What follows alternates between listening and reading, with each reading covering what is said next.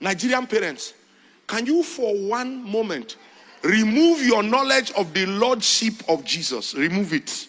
I permit you for one moment, for 5 seconds in this service.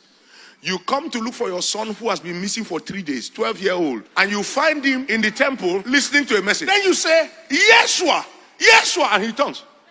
Why have you done this to us? We have been looking for you everywhere. And the boy said, shh. The boy says, shh, they are still teaching. And then he says, Dad, Mom. Then they come. He said, you have been looking for me.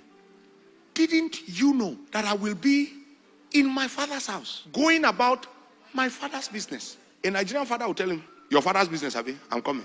The cane that the boy will chop that day, not small, but those parents stood there and said, because the rebuke of their 12-year-old brought them back to the knowledge that we should have known that he has begun to arrive at the place where he too must learn to take some responsibility for his destiny. He got to 30. Same woman shows up at the wedding in Cana of Galilee and says, son, they are out of wine. Jesus looked at his mother and said, woman. Nigerian parents said, woman, what have I to do with you? He said, for my time has not yet come.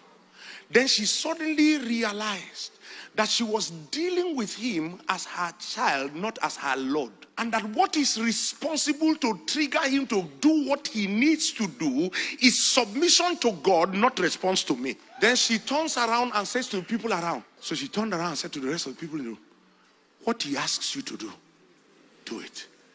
Jesus said, yeah, now you have moved me from son to Lord. Immediately, the time came. Listen, the times of God are not in clocks and calendars. It is in preparedness and atmospheres.